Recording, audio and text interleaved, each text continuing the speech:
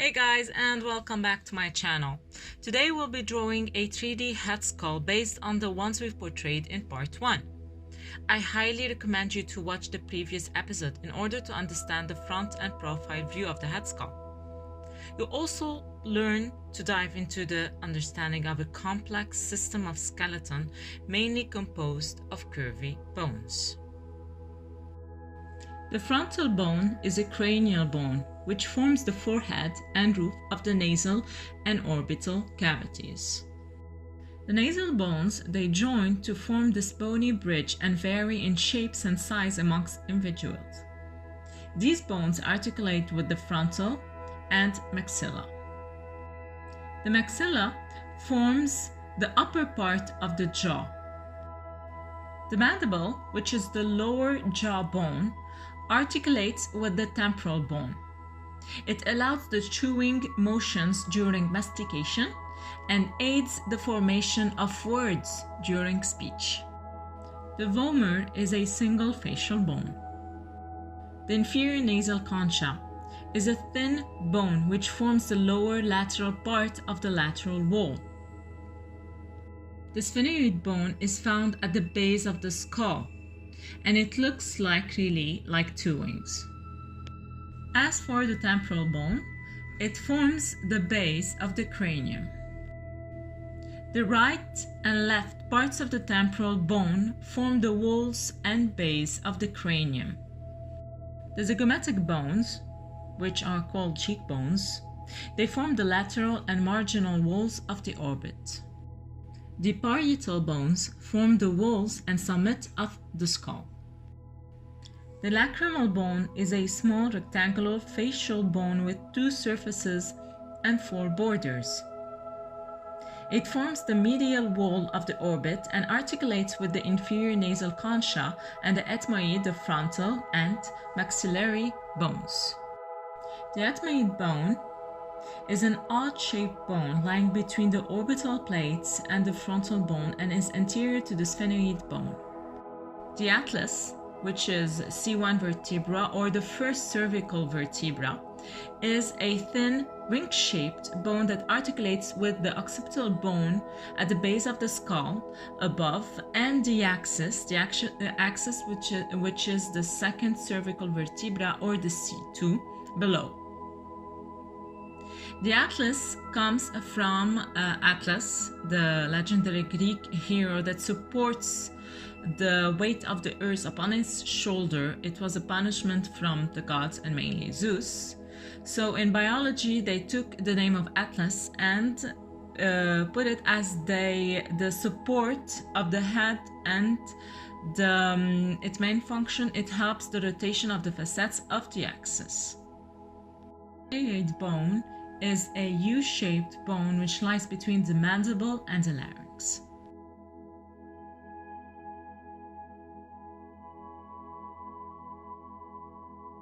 When starting a drawing, you need to start with the basic geometric forms. They are your drawing basis. These forms are found all around us and are the foundation of any artwork. The proportions are the relationship within a subject. To have a realistic drawing, you need to understand the system of measurement and how they interfere in the three-dimensional world. I'll be using a ball for the cranium, which I've divided in order to understand the rotation of the head. For this, I always start with the main geometric forms, such as a circle. As you see, there's a smaller circle when rotated and looks like an oval, which means the height and width are not equal depending on the head position or the head skull direction. And this oval makes 2/3 of the height of the circle and is placed exactly in its center. We'll be starting with the structure and proportions. Divide your circle into 6 equal parts by drawing a vertical line passing by the center of your circle. You should know that this vertical line is divided into 3 equal parts, and the circle makes up 2 parts of it, the first 2 parts. The oval begins at the second top part and ends at the end of the 5th part.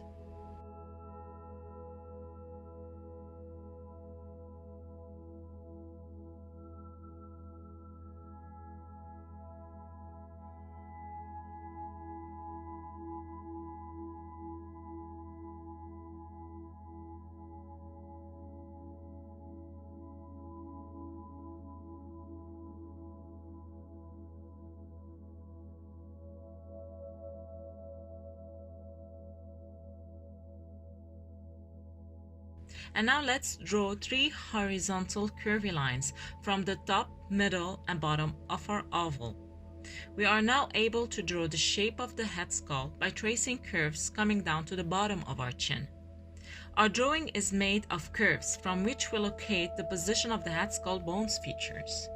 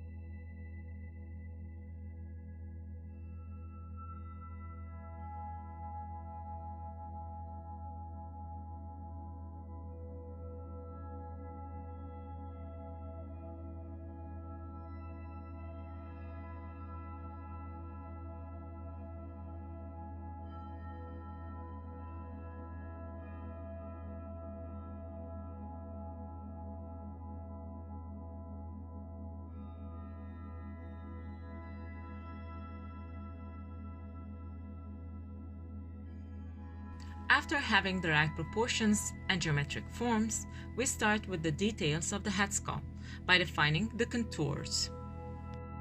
The cranium is actually larger than the circle and make up the frontal, temporal, and parietal bones.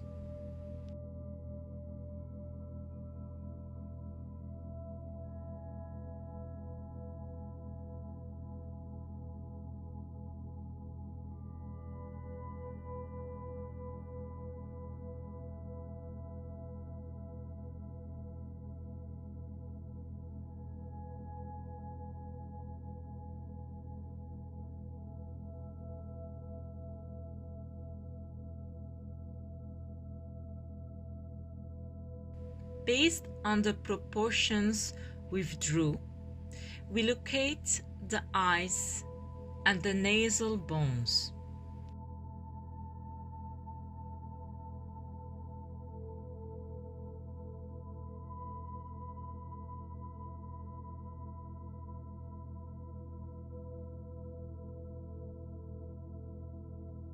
We continue by drawing the maxilla, the mandible, and the cervical spine.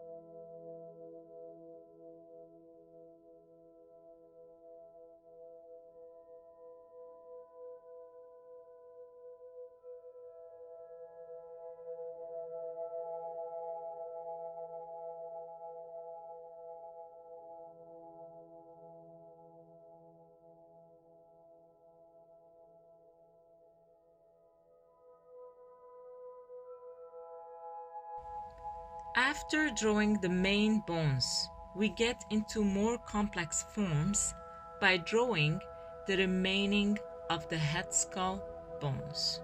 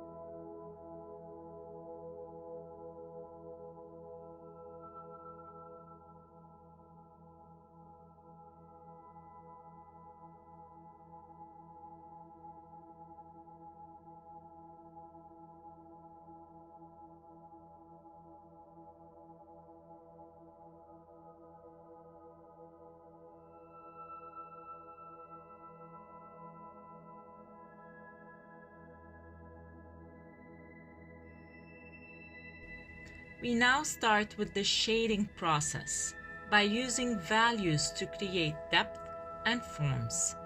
We start with the darkest value and we work our way up towards the lightest value.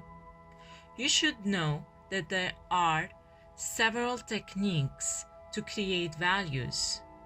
I use the technique by starting with the darkest shadow and I climb my way up towards the lightest one.